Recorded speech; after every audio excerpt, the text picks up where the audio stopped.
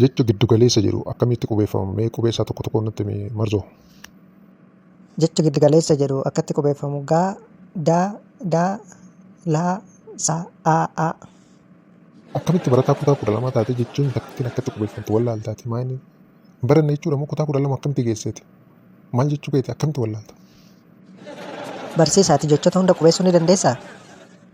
Eeyyee jecha barbaade na gaafadhu siifan qubeessa. Kan qubeessitu taanaan jecha kana naa qubeesse. Jecha akkanaatu yoo jira moo? Akkamitti barsiisaa taate jechi jiraachuu fi jiraachuu dhabuusaa wallaaltaati. Nama maal taatee qullaa deemta mana keessa? Abboosiin jedhinarraa qullaa deemaa jiru ispoortiin hojjechaa jira uffadheen jira nagartuu sitti mul'atu. Kanaaf akka nama maraata gara nagarasiitti fi daaree hojjettee maal fiddamee amma maraatitti jijjiirama tokko na qarreessa irratti. Ati garuu urgitanyadhaa jijjiiramicha arguun feeta? Iyyaani arguu nan fedha natti agarsiisime. Jijjiirama maal taate maal akkaan tani maal asii godhe?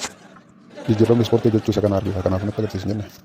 Sin barbaada kan naan jechaa turte maalidha inni dhimmichi natti himime? Eeyyee si barbaadeen ture dhimma guddaadhaaf si barbaade innis waamuma jireenya keenyaa kana mari'annee deetanaan eegale ofirra gadi taa'ime. Hin agartuu na ilaalaa jirta miti taa'een jira miti natti himaa inni dhimmichaan wanna gootu. Hayi akka teessee jirtu argeera hin ariifatin jechuu barbaade tana waan hundaaf iyyuu mucaan keenya inni dhuma dhalate kun hoggaa meeqa beekta amma. Mucaan hoggaa 8 ta'eera maal jechuu barbaadde ture maa cinaa deemta natti himi kallattiidhaan. Kanaaf mucaan guddatee dargaggeessa ta'eera nu dhiisee ba'uun isaan oolu waan ta'eef immoo daa'ima biraa godhachuu qabna atis na ulfaa qabdan immoo ulfeessuun qabachuu barbaade waan biraa jechuu barbaade timti. Isuma kana natti himuudhaaf akkanatti na ariifachistee taa'inaan jechaa turte ka ani amma waan hundaaf iyyuu qophii miti ishii. Hayi kaatee didde nama qophaa'ee jiru irraa hin alcha malee ni kaabaruma biraa si karachaa tuun ba'u maal jechuu keeti.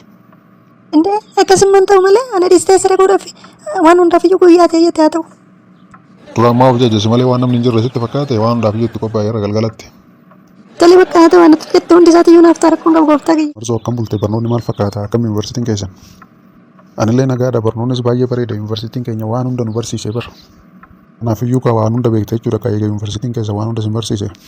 Iyyan waan hunda isaan hin beekate waan barbaadde na gaafadhu si deebisuu nan danda'a. Tola eega jette gaafisi gaafadhamee deebinaa deebise namni tokko beekadha kan jennu sammuu meeqa yoo qabaate. Namni tokko beekadha kan jennu sammuu lama yoo qabaate innis sammuu bitaa fi sammuu mirgaa jedhama.